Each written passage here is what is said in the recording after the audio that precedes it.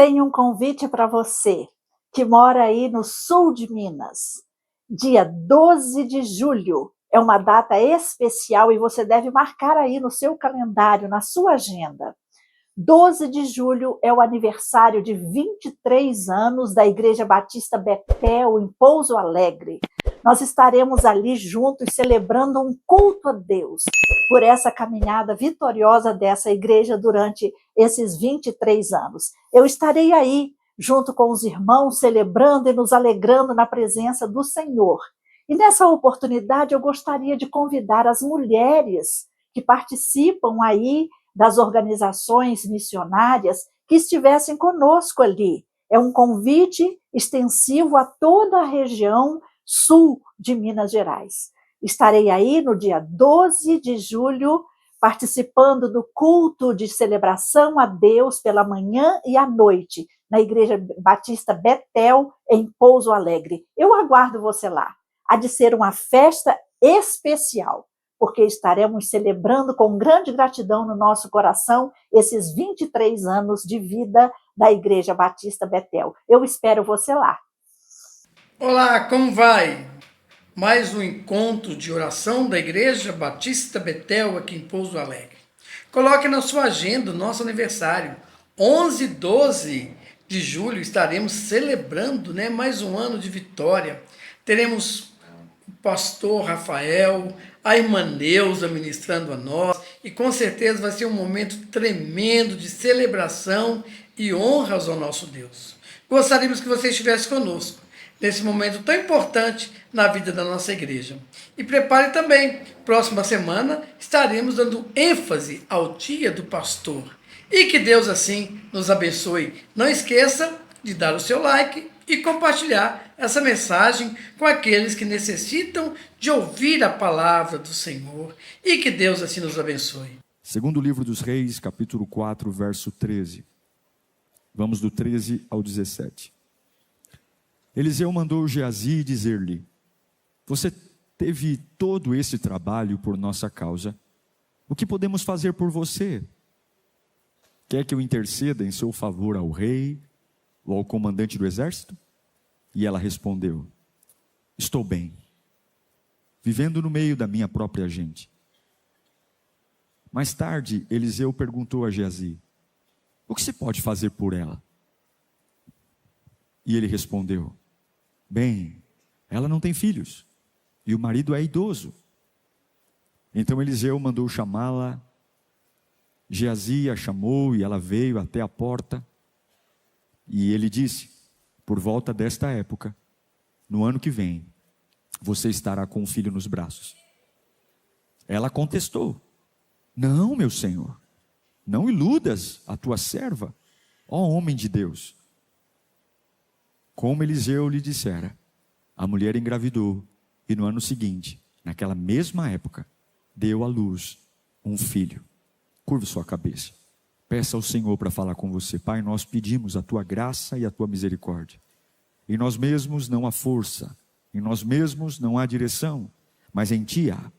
E eu sei que na tua voz há cura, na tua voz há remédio. E com muita humildade nós te pedimos, fala conosco, Senhor. Desarmamos a nossa resistência, desarmamos a nossa teimosia, o nosso orgulho, a nossa vaidade, que não nos leva a nada. E como filhos dependentes do Pai, estamos à porta pedindo pão, pedindo água. Fale conosco, Senhor. Encha-nos da verdade que nos liberta. É o que nós te pedimos, para a glória de Jesus. Diga graças a Deus. Esta é uma mensagem muito conhecida. Há uma mulher na cidade de Sunem, por isso que ela é chamada de mulher sunamita.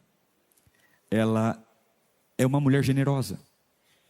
Ela vê que o profeta Eliseu e o seu servo Geazi estão numa missão.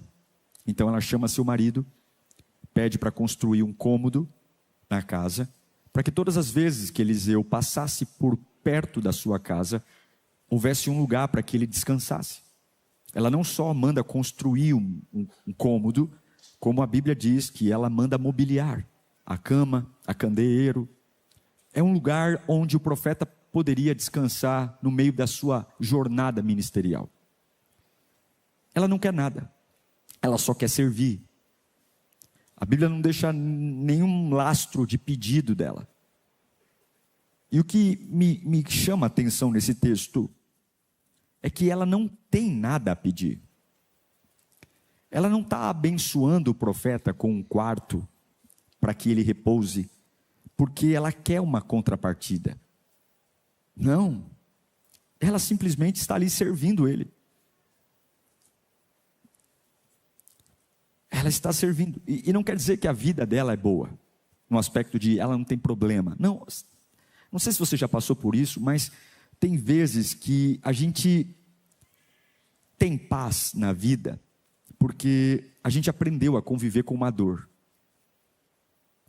Não é que a nossa vida é fácil, sabe? É que tem coisas que a gente anestesia e vai, e segue. Por isso que quando Eliseu manda o servo perguntar para ela como que ela... O que eu posso fazer por você? O que eu posso fazer para te ajudar? A resposta dela é: eu estou bem. Eu estou no meio do meu povo, da minha gente. Só que o Geazi olha para ela e repara em algo. Porque o Eliseu fala: o Geazi, alguma coisa essa mulher precisa. Então ela é casada e não tem criança na casa. Então o Geazi diz para Eliseu: olha, ela não tem filho. Pois bem, ela não falou que não tinha filho. O homem de Deus viu. E eu acredito que muitas vezes vai acontecer assim na nossa vida. A gente fica tão desgostoso de algumas coisas que a gente tentou e não conseguiu, que a gente simplesmente descarta a possibilidade de ter. Mas mesmo que você não fale, Deus sempre continua vendo o que você não tem. Ela não pediu um filho, mas Deus percebeu que ela não tinha. Eu creio num Deus que mesmo quando eu paro de tocar em assuntos, Ele continua percebendo a minha necessidade. Eu creio num Deus que mesmo quando para eu sobreviver às dores da vida, eu mude as minhas conversas, Deus ainda continua olhando para áreas da minha vida que eu não quero mais mencionar a necessidade, porque eu não quero que isso doa mais. Mas eu creio num Deus que vai fazer tocar no assunto que eu já desisti. Tem gente aqui que continua adorando, servindo, vindo à igreja, põe o colete, põe o crachá, canta, vibra. Mas existe uma área da sua vida que você colocou algo na gaveta, como essa mulher deve ter colocado o filho. Mas em 2 Reis, capítulo 4, verso 16, mesmo aquela mulher não pedindo nada, a Bíblia diz que daqui a um ano, você não me pediu, mas eu vi que você não tem. Daqui a um ano você vai abraçar um filho. Eu tenho uma palavra para você aqui. Mesmo que você não acredite mais, e não tenha parado de pedir, o Deus que você serve, Ele não vai dar só o que você pede. Ele é um Deus que ainda vê aquilo que você colocou numa gaveta, aquilo que você não consegue mais citar, e Ele ainda pode abrir o baú daquilo que você sepultou e trazer à tona. Só que no mesmo versículo 16, há uma reação perturbadora. Porque aqui a gente vê que dói mesmo.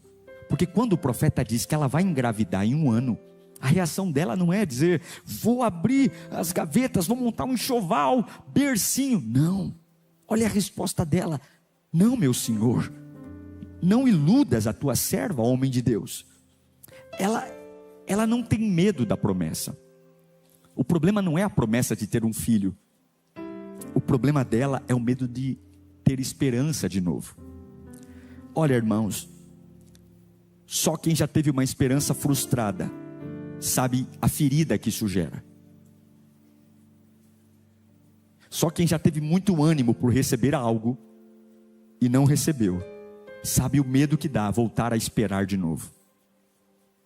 Quando ela diz para o profeta: não minta para mim, eu não estou te pedindo nada. Em outras palavras, ela está dizendo: por favor, não me faça acreditar nisso de novo. Por favor, não me faça sonhar de novo, eu já me conformei. Eu já estou aprendendo a viver, por favor. Está tudo tão organizadinho aqui, cada coisa no seu lugar, eu e meu marido vivendo um para o outro.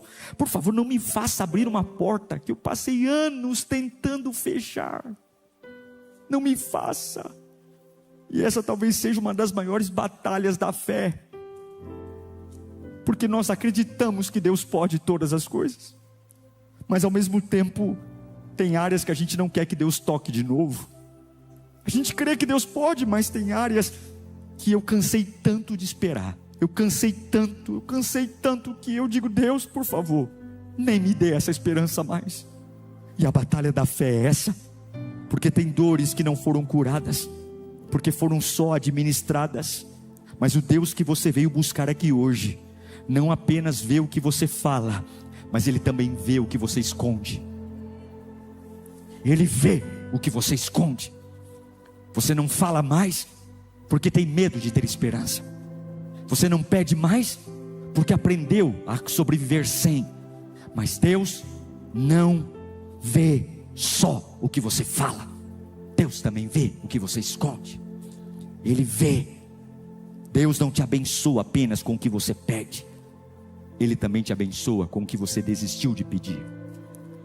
Esse é o Deus que está aqui hoje. Eu não sei que Deus você veio encontrar, mas esse é o Deus que eu creio na Bíblia. Esse é o Deus que não vai deixar você viver confortável por muito tempo. É o Deus que não vai deixar a sua vida organizadinha por muito tempo. Daqui a pouco você vai ter que lidar com coisas que você nunca mais achou que lidaria, porque Ele não vai manter você morno, Ele vai esquentar você. Eu quero declarar um tempo de desconforto, porque gavetas serão abertas, baús serão abertos. Você não pediu, mas Deus sabe o que você escondeu por medo de ter esperança. E a palavra de Deus está vindo para você hoje: eu estou vendo o que você escondeu e eu farei algo acontecer. Eu farei algo acontecer. Eu farei algo. E aconteceu. Passou um ano, versículo 17, 2 Reis 4. Passou um ano, e como o profeta disse, ela engravidou. E no ano seguinte, ela está com um filho nos braços. Um filho que ela não pediu. Um filho que ela recebeu porque o profeta percebeu que ela não tinha. Um filho que começou dizendo: não minta para mim, porque eu já tentei tantas vezes e não consegui. Minha vida está organizadinha, por favor não me faça voltar a sonhar, porque sonhar machuca alguém que frustrou a esperança. Mas agora ela tem um filho nos braços. Olha, querido, a reação dela não foi bonita. Imagine Deus prometer algo para você e você falar para Deus: não minta para mim, Senhor. É bonita essa reação? Não. Mas Deus não vai te abençoar por como você sente aquilo que Ele te promete.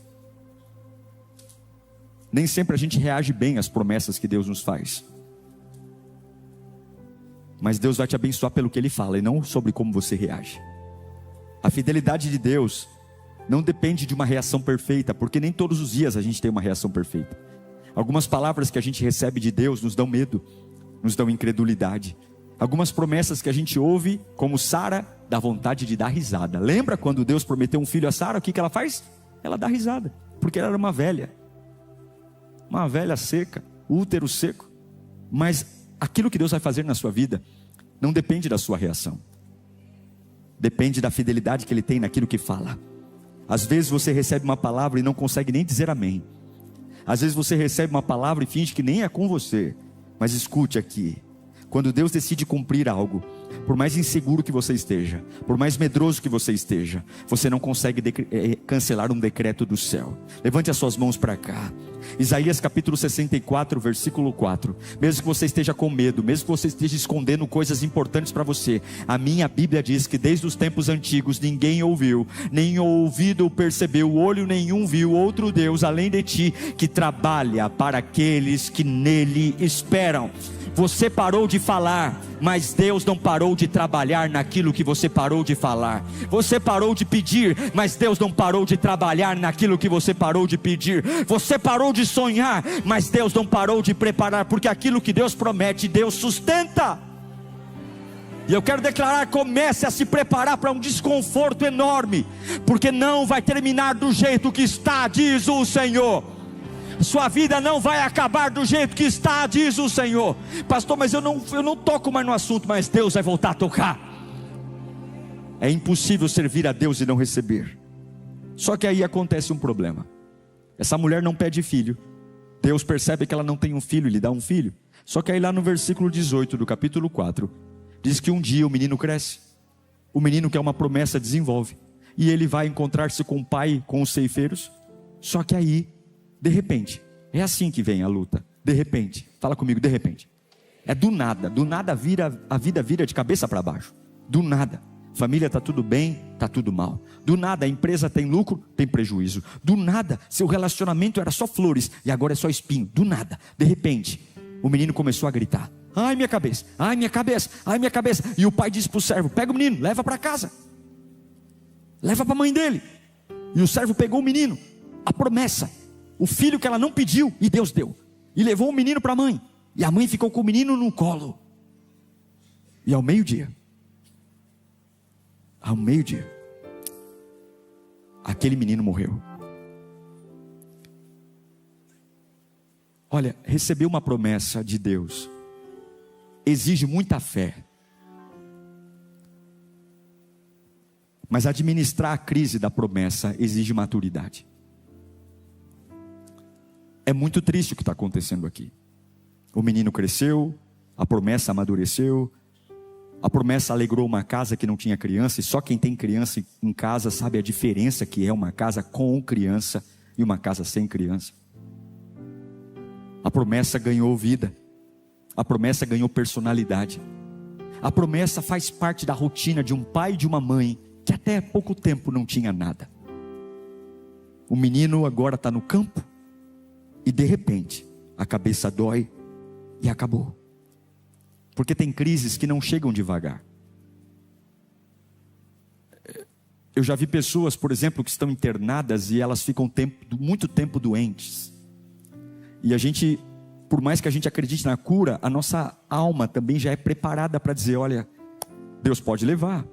Porque esse tempo longo de internação já vai preparando a gente para... A morte é uma possibilidade. Mas é duro quando você vê alguém bem. E do nada.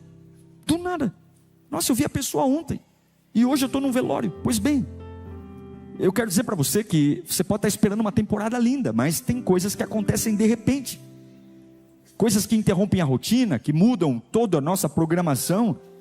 E agora essa mulher está assim. Tudo parecia bem e está mal. Casamento bem e está mal. Empresa bem, está mal. E de repente alguma coisa começa a gritar. E o mesmo colo que um dia pegou um bebê e deu de mamar, é o mesmo colo que agora pega o menino júnior. E esse menino está morto, sem vida. E aqui surge uma pergunta que todo mundo faz quando você recebe uma promessa e a promessa morre nos braços: por que Deus permitiu que algo que Ele mesmo me deu entrasse em crise? Por quê? Se eu não pedi filho nenhum, por quê? Por que Deus me deu algo e esse algo que Ele me deu entra em crise? Eu não pedi, eu fiz de generosidade, eu construí o quarto para o profeta por amor à obra. Ele me prometeu um filho, disse: não minta para mim. Engravidei, criança cresceu. Todas as vezes que Deus permite uma promessa que Ele te deu entrar em crise, é porque Deus quer que você conheça o Deus que faz nascer, mas também Ele quer que você conheça o Deus que faz reviver. Todas as vezes que Deus te der uma promessa e essa promessa entrar em crise, Ele quer que você entenda o Filho que faz Ele gerar, mas o Deus que também faz ressuscitar. Você vai ter um conhecimento completo do que é a presença de Deus. E agora essa mãe vai dar uma aula para mim e para você. No versículo 21, ela pega o filho, que agora é um cadáver, leva ao quarto que ela construiu por profeta, deita o menino na cama do profeta, sai e fecha a porta. Ela não vai atrás de coroa de flor, ela não vai atrás de funeral, ela não vai contar para os vizinhos, ela leva a promessa que Deus deu a ela para o quarto do profeta. Por quê? Porque ela entendeu algo poderoso. Quando uma promessa que Deus te fez entra em crise, você não corre para qualquer lugar, você corre para uma fonte. Quando algo que Deus te prometeu entra em crise, ministério, família, casamento, filho, trabalho, empresa, se nasceu da palavra, leva o que está em crise para a palavra. Se nasceu da presença, leva o que está em crise para a presença. Se nasceu de Deus, leva o que está em crise para Deus, não para pessoas, não para ambientes, porque o lugar onde a promessa nasceu também é o lugar onde ela vai ser restaurada. Ela não põe o menino na sala, ela não põe o menino no quintal, ela não põe o menino no banheiro, ela não põe o menino no quarto dela. Aonde foi que a promessa foi gerada? Não foi no quarto do profeta? Pois bem, é lá que a promessa está em crise, é no mesmo quarto. Levante suas mãos para cá. Você tem que aprender que fé não é ausência de dor, fé é governo sobre a dor. E tem dia que você vai andar com o menino sorrindo nos braços, mas tem dia que a fé vai pôr cadáveres nos teus braços. E o teu Deus não é só o Deus que faz nascer, o teu Deus também é o Deus que faz ressuscitar. Você não pode amar a Deus apenas quando começa, você tem que amar a Deus também quando algo parece que está terminando. E a pergunta não é o que eu vou fazer agora, a pergunta é para onde eu vou levar aquilo que Deus me deu. Está em crise. Hoje é uma noite de resgate. Hoje é uma noite de resgate. Eu estou pregando para pessoas que estão em crise aqui, promessas em crise. Você teve algo brilhante nas mãos, Deus colocou coisas lindas nas tuas mãos, e agora agoniza, está frio, está feio, está duro, está feio, não está funcionando. E você tem um monte de opções: ir numa funerária, comprar um caixão, coroa de flores, jogar fora, enterrar. Ou você pode voltar para o mesmo lugar onde Deus te prometeu e levar ao Senhor aquilo que está em crise, porque Ele é o mesmo ontem, hoje e sempre. Ele é o mesmo. Ele é o mesmo. Ele é. Eu pergunto para você: o que você faz quando aquilo que Deus te deu entra em crise? Para onde você vai? Com quem você fala? Deus já me deu muitas coisas que entraram em crise. Essa mulher vai ensinar a diferença entre uma pessoa dominada pela circunstância e uma pessoa governada pela fé. Aí ela vai falar com o marido, versículo 22. O marido chega: e aí, o menino melhorou? O menino já estava morto, no quarto do profeta. Ela olhou para o marido e falou: olha, eu preciso de um servo e de uma jumenta para ir falar com o homem de Deus. Vou e volto logo. O marido perguntou: mas por que você vai encontrar ele hoje? O menino está morto no quarto. E ele vai dizer: mas não é nem festa, não é nem sábado. O que ela disse? O que ela disse para o marido? Não se preocupe. Não se preocupe. Repita comigo: não se preocupe. Diga para o seu vizinho: não se preocupe. Essa é uma das frases mais impressionantes desse texto. Porque o filho está morto, a promessa está morta. E o que ela diz para o marido? Não se preocupe. Uau! Que loucura é essa? Que maconha gospel é essa? Como não me preocupo? Meu mundo acabou de desabar, meu chão abriu, meu filho, meu amor, minha promessa está morrendo. Só que ela não está negando a realidade, ela está exercendo governo espiritual. Não é que você não é alguém que compreende o que está acontecendo. Ela entendeu algo que nós demoramos para entender. Preocupação não ressuscita promessas. Chilique não ressuscita promessas. Pisar duro no chão não ressuscita promessas. Quebrar copo não ressuscita promessas. Dar soco na parede não ressuscita promessas.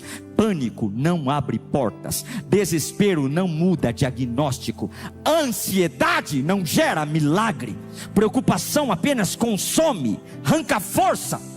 A força que era para você usar para buscar a Deus, a ansiedade come toda ela. A força que era para você usar para levar até a Deus, o chilique destrói. Enquanto muita gente está perguntando por que isso aconteceu, essa mulher está dizendo: cadê o homem de Deus? Cadê o homem de Deus? Cadê a mesma boca que me prometeu? É a mesma boca que eu vou levar o problema para ele. Enquanto muita gente está procurando explicações, essa mulher está procurando direção. Você quer explicação ou direção? Você quer entender o porquê? Você quer pôr prumo na vida? Você está atrás de uma cartilha que explique o porquê morreu? Ou você quer que Deus dê a você o que morreu? O marido começa a perguntar: por que você quer encontrar ele hoje? O marido quer perguntar, ele quer entender a urgência. Mas fé madura entende que existem momentos que você não precisa dar explicação para ninguém. Ninguém. Você só precisa dar presença. Ela não quer uma reunião, ela não quer consultar vizinho, ela não quer espalhar notícia, ela não quer fofoca. Sabe por quê? Eu aprendi que nem todo mundo tem estrutura para ouvir nossa crise. nem todo mundo tem estrutura, nem todo mundo tem maturidade para carregar minha dor, nem todo mundo tem fé para caminhar com você. E falar com gente errada pode até aumentar o medo em você. Sério, menina, amigo, morreu, credo. Tem gente que quando ouve a tua luta, até aumenta a tua incredulidade. Cadê teu Deus, hein? Eita, que tu não era crente, mulher. Eita, que tu não era na Lírio. Eita, mas que coisa terrível, hein? Aquela igreja de parede preta também, eu falei pra você. Falei, pastor, nem põe terno e gravata. Aquela igreja é porta larga. Eita, falei pra você, morreu, hein, filha? Morreu. Não, proteja a promessa. Guarda a promessa. Proteja o ambiente. Porque uma coisa é certa. Ela está entendendo que o fato é, meu filho morreu. Mas fatos não são destinos. Grita comigo, fato não é destino. O fato é, meu filho morreu. Mas fato não é igual a destino. Fé madura entende que não é porque o fato de hoje é morte que vai terminar em morte. Fé madura é continuar caminhando quando você não está entendendo nada, compreendendo nada, e sabe que o fato de hoje não pode mudar o que Deus disse que vai acontecer. Hoje eu estou pó do que suco. Hoje eu estou na água da salsicha. Hoje eu estou pior que tudo. Mas o fato não vai mudar meu destino. Não vai, grita comigo, o fato não vai mudar meu destino. Não vai. O fato não vai mudar seu destino. Eu estou pregando para alguém aqui. O fato não vai mudar seu destino. Não é porque você está quebrado financeiramente que você vai morrer quebrado. Não é porque você está doente que vai morrer doente. Não é porque você tomou um pontapé no traseiro que você vai acabar solitário, sozinho e amarga. Deus não vai deixar um fato mudar teu destino. Seu destino veio da boca de Deus, e é da boca de Deus que você será sustentado. Fatos vão passar e destino vai ser guardado pelo Senhor. Guardado pelo Senhor. Ela olha para o marido e fala o que para o marido? Não se. Aí não termina. Aí ela vai atrás do profeta, sobe no jumentinho e vai atrás. O profeta está em cima do monte, ele vê a mulher chegando, lá no versículo 25 de 2 Reis 4. Quando o profeta viu, ele manda o servo encontrar a mulher. Quando ele a viu à distância, disse a Geazi, seu servo, olha lá, é a sunamita. É como se ele já estivesse esperando.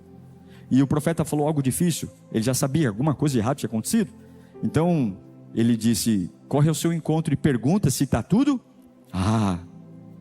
Essa pergunta é a pergunta que a maioria das pessoas quer. Eu tenho até medo de perguntar para algumas pessoas se está tudo bem. Que a pessoa primeiro ela coça a cabeça. Eu amo gente assim, porque quando a pessoa não responde, coça a cabeça é porque ela quer fazer drama. Ela quer dizer, Ou então aquela pessoa que diz, pastor, vamos indo. Para onde, varão? Para onde que tu vai, meu filho? Então o Geazi chega para a mulher e diz para ela, como é que você está? Para o marido ela disse, não se preocupe. E para Geazi, o que ela disse? Está tudo bem. Mas mais uma vez eu digo para você, que maconha gospel é essa? Como é que essa mulher diz que está tudo bem, se o próprio filho dela está morto em casa? Mais uma vez eu digo, ela não está negando a realidade. Ela está definindo quem dá a palavra final. A palavra final não é meu filho que vai dar, não é o Geazi que vai dar. Ela sabe que a situação está ruim, mas também sabe que Deus ainda não terminou. E você tem que saber separar uma situação ruim de algo que Deus terminou. Enquanto Deus não encerrar a história, eu me recuso a chamar o que aconteceu de derrota. Enquanto Deus não olhar para mim e falar, realmente o teu filho morreu, eu me recuso a olhar para o meu filho morto e dizer que realmente ele está morto. E eu quero incentivar você a mudar suas palavras para mudar sua vida. Antes de você falar o que parece, pergunta a Deus, é realmente isso que está acontecendo? É realmente o fim? É realmente a desgraça da minha vida? Não chame de final aquilo que Deus ainda não chamou de final. Você precisa ter força nessa temporada da sua vida. Você precisa ter coragem nessa temporada da sua vida. Não faça funeral daquilo que Deus ainda está tratando você. Tratando, moendo, apertando, ensinando. E aí ela diz para Geazi, está tudo bem. Porque ela não foi falar com Geazi. Ela foi falar com Eliseu. Mas agora lá no versículo 27, quando ela chega diante do homem que lhe fez a promessa, o profeta, ao encontrar o homem de Deus, o marido não ia entender nada, então ela diz: não se preocupe. O Geazi também não ia entender nada, está tudo bem. Mas diante de Eliseu, ela agarrou os pés dele. E aí o Geazi veio para afastá-la, mas o Eliseu disse: deixa em paz. Ela está muito angustiada, mas o Senhor escondeu de mim a razão da sua angústia e nada me revelou. Então a mulher disse: acaso eu te pedi um filho? Ela está ferida, ela está com raiva, ela foi mexida. Eu te pedi um filho? Eu não te disse para não me dar o quê? Falsas esperanças? Eu não pedi para você. E Eliseu diz para Geazi: põe a capa por dentro do cinto, pegue o cajado e corra. Acontece algo extraordinário aqui, porque agora ela não controla as emoções. Quando ela diz para o marido que não se preocupe, ela está arrasada. Quando ela diz para Geazi: está tudo bem, ela está arrasada. Só que ela rompe a barragem no lugar certo. Ela rompe a barragem e agora diante de Eliseu a dor vem. E não significa que ela não estava doendo, significa que ela se derramou diante do lugar certo. E eu quero te dizer uma coisa: quando a promessa tiver crise, aprenda a derramar sua dor no lugar certo. Não derrame diante dos empregados, diante dos curiosos, diante dos oportunistas, diante dos fuxiqueiros, diante das pessoas que você conheceu ontem. Aprenda a derramar suas dores no lugar certo, porque quem derrama a alma diante das pessoas erradas sempre vai sair mais ferido. Quem abre o coração diante das pessoas erradas sempre vai sangrar mais do que deveria, mas quem derrama a alma diante de Deus sai transformado. E eu declaro hoje: Deus te dará sabedoria para derramar sua alma no lugar certo. Vai passar por perto de fofoqueiro e eles vão perguntar: e aí, amiga, como é que você está? Estou ótima, eu estou maravilhosa, nunca estive melhor. E aí, querido, eu vi um boato aí, boato coisa nenhuma, eu nunca tive melhor, estou por cima da carne seca. Mas quando tu estiver com o quarto fechado, na pé da cama, e Jeová estiver lá, rasga o coração, rasga a alma, rasga. Eu acho maravilhoso, porque ela enfrenta o profeta. Ela diz: eu não te pedi um filho, eu te pedi. Eu não te falei para não me dar falsas esperanças. É como se ela estivesse falando: aquela ferida estava lá quando você chegou na minha casa, mas eu tinha me acostumado com ela. E do nada você trouxe à tona um sentimento que eu já tinha desistido.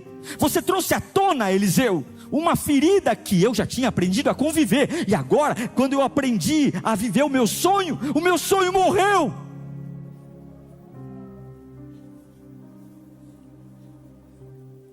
E essa mulher está ensinando algo poderoso aqui: que Deus não trabalha só naquilo que você perde, Ele também trabalha naquilo que Ele produziu em você.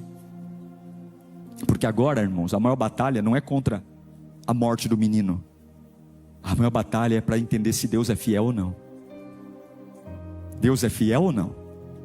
E quando Deus decide defender aquilo que Ele deu a você, a morte perde autoridade.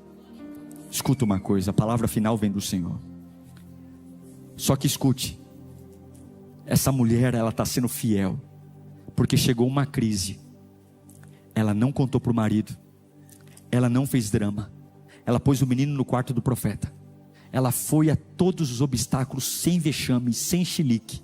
E ela foi no lugar certo. Por quê?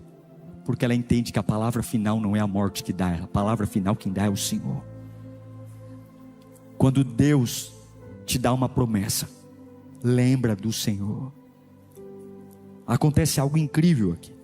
O Eliseu olha para o Geazi e fala: vai lá, entra no quarto do menino, leva o meu cajado, deita sobre o menino. Só que a Bíblia diz que, lá no versículo 31, que o menino não volta a viver. O Geazi chega lá no quarto, o Geazi é o servo, coloca o cajado sobre o menino e nada acontece. E aqui eu aprendo algo muito precioso, já estou caminhando para o fim, fica comigo. O cajado de Eliseu simbolizava autoridade. Mas aquela crise não bastava só ter autoridade, precisava ter presença. A gente precisa mais da presença do que do método, sabe? A gente precisa mais da presença. Algumas vezes a gente está preocupado em fazer o voto, o óleo ungido, mas existem batalhas onde a presença resolve, não o método. Não é que hora você vai orar, não é quantos dias de jejum você vai fazer, não é onde você vai passar óleo ungido, mas é a presença. E aí quando o Geazi pega o cajado e põe sobre o menino não volta à vida, aquela mãe devia ter falado assim: quer saber de uma coisa? Eu estou iludida, vocês já me machucaram, sobe daqui, eu vou enterrar o menino. Não, aquela mulher está decidida a não desistir. Não deu certo na primeira vez, e ainda assim aquela mulher está cobrando uma reação. E agora vai Eliseu. O Geazi volta lá e fala: ô chefe, não deu certo, o menino não ressuscitou. Então agora vai o Eliseu. Lá no versículo 32 diz que quando o Eliseu chegou à casa, o menino estava o quê? Morto. Foi feita uma primeira tentativa, mas veja, não está na cabeça da mãe enterrar o filho. Mas agora o Eliseu vai, porque Deus não é intimidado pela morte de uma promessa. Repita comigo: Deus não é intimidado pela morte de uma promessa. Versículo 33, ele entra, fecha a porta e fica só ele e o menino. Ninguém vai assistir. A mãe está do lado de fora, o Geazi está do lado de fora. Só eu e você temos uma câmera para saber o que está acontecendo dentro do quarto. Eliseu se posiciona diante do Senhor. Ele vai orar. E no versículo 34, depois subiu à cama e deitou-se sobre o menino, e pondo a boca sobre a boca, os olhos sobre os olhos dele, as mãos sobre as mãos, e enquanto debruçava-se, o corpo do menino ia aquecendo. Por quê?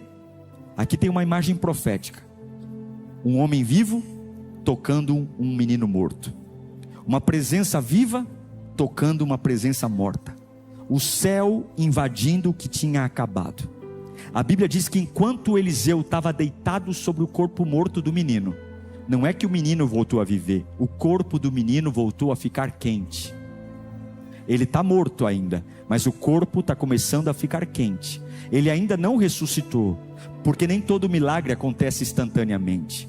Primeiro Deus vai aquecendo, depois Deus vai fazer uma reação, para que finalmente desperte. Por isso que tem gente desistindo: ai pastor, só aqueceu e não ressuscitou, então eu vou terminar aqui agora. Calma, porque nem tudo vai acontecer assim, ó.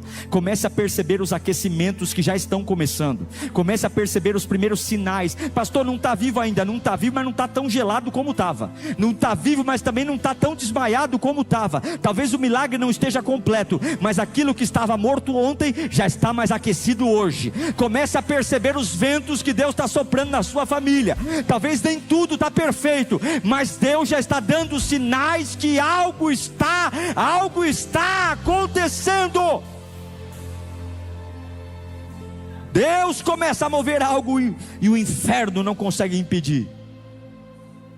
A Bíblia diz que Eliseu levanta. Põe no versículo 37. Não, é isso mesmo, 35.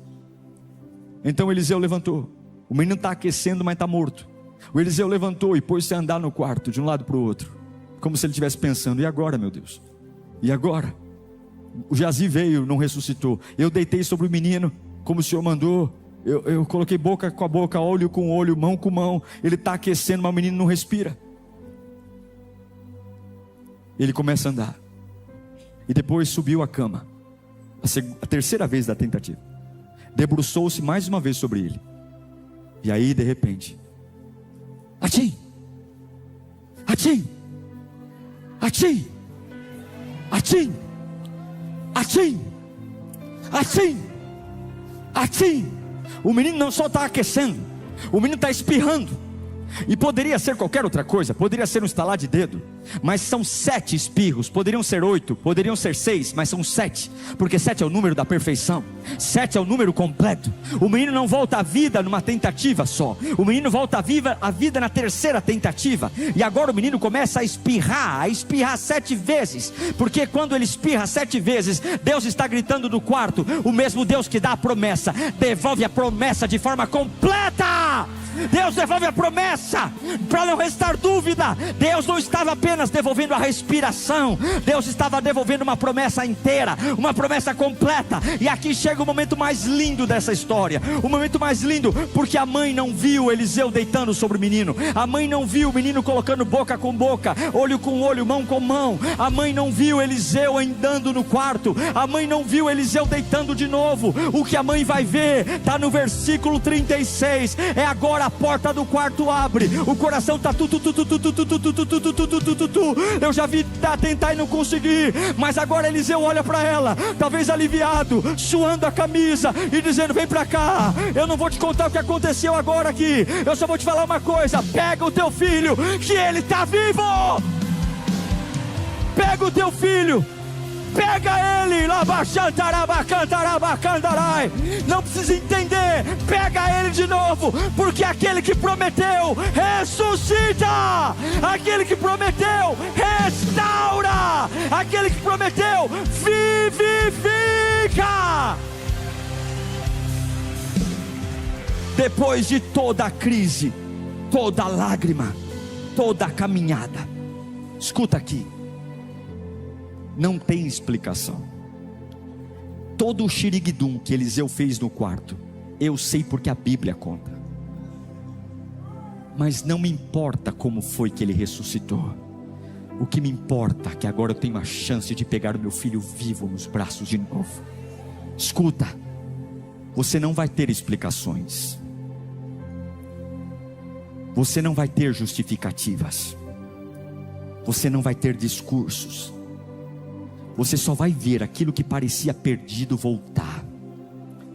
Você só vai perceber que agora você pode pegar nos braços aquilo que estava morto, aquilo que parecia encerrado. E sabe o que eu amo nessa história? É que o texto não diz que aquela mulher entendeu tudo, mas ela recebeu de volta aquilo que a morte tinha tomado dela. Tem coisas que eu vou viver que eu nunca vou entender porque que Deus permitiu eu passar por isso, mas eu não estou nem aí, desde que eu pegue nos braços a promessa resgatada. Tem pessoas que não vão entender os seus processos, e eu não quero entender os processos. A grande lição desta mensagem não é que o menino ressuscitou. A grande lição é que ele nunca morreu longe de Deus. E aquilo que morre diante de Deus nunca morre definitivo. Morreu, mas está no quarto do profeta. Não está num bar, não está na incredulidade, não está no pecado, está no quarto. E eu sinto Deus falando com alguém nesta noite: não faça funeral daquilo que eu ainda estou tratando. Não faça funeral daquilo que eu ainda estou tratando. Não enterre aquilo que eu ainda estou trabalhando. Não chame de final aquilo que eu ainda não chamei de final. Não transforme um fato triste no destino da sua vida. Não transforme uma semana amarga numa sentença de morte. A promessa morreu no colo da mulher, mas a promessa nunca saiu das mãos de Deus. E aquilo que continua nas mãos de Deus ainda pode voltar a ter vida. Em nome de Jesus Cristo, Deus manda te dizer: corra para mim quebrado mesmo, corra para mim chorando mesmo. Eu vou te mostrar que não sou só o Deus que dou vida, sou o Deus que ressuscito da morte. Jesus está aqui. Curve sua cabeça, feche seus olhos.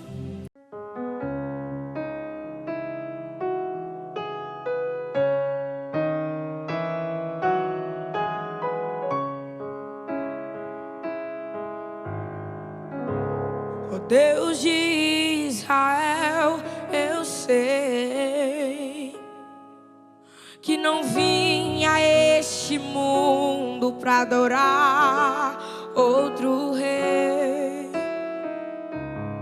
Os leões estão rugindo sem parar.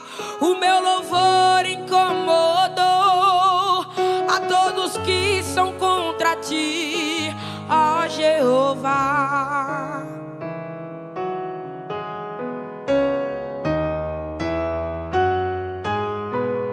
Nada pode intercalar o louvor do meu coração. Dos manjares eu abro mão e os palácios eu não quero não. Eis aqui como Daniel, com os olhos focados no céu, com o risco de morrer, pois o que importa é lhe obedecer.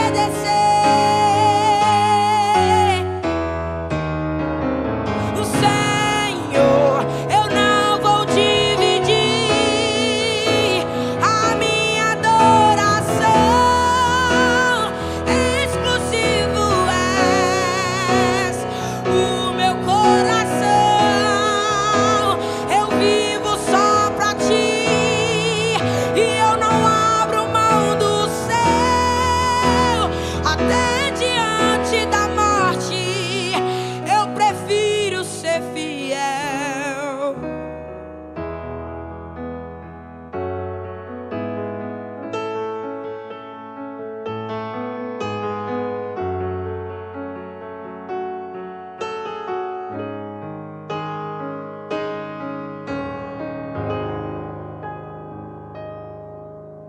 Aquele que habita no esconderijo do Altíssimo, à sombra do Onipotente descansará. Direi do Senhor, Ele é o meu Deus, o meu refúgio, a minha fortaleza.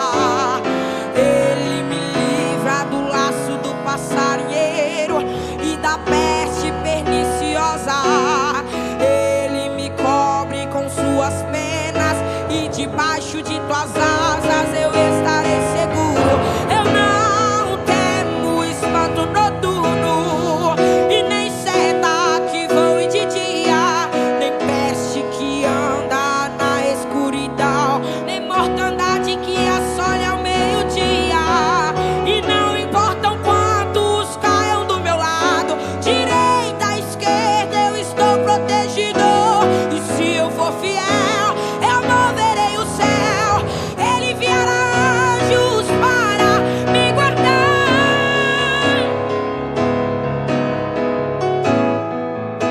A minha adoração exclusivo és o meu coração. Eu vivo só pra ti,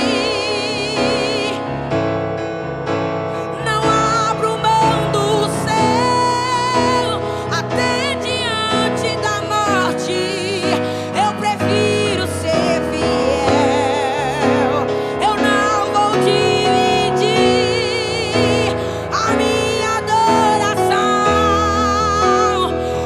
Exclusivo é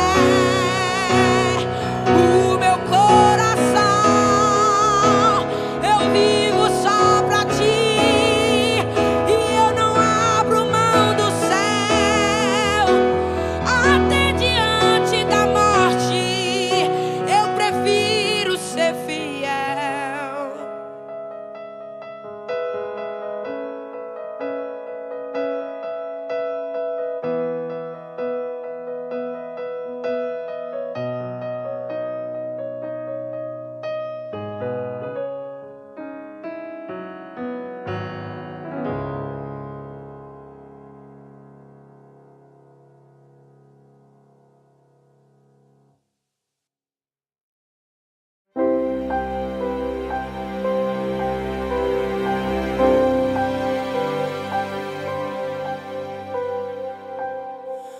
Tudo a Cristo, a ti entrego tudo, sim.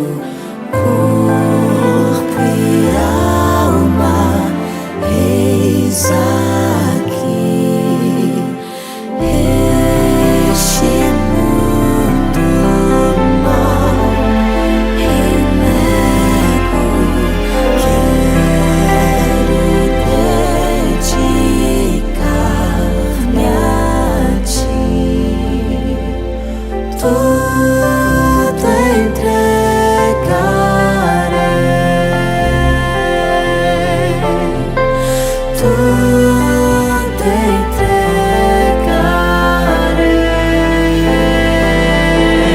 entregarei. Sim, por ti, Jesus bendito, tudo deixarei.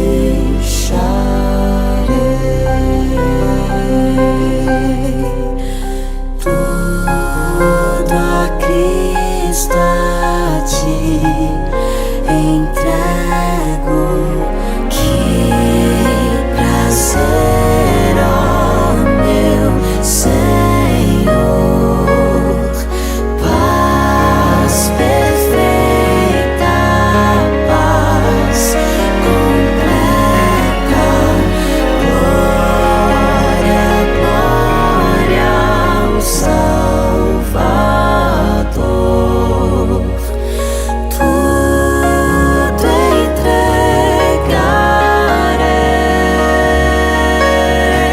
entregarei, tudo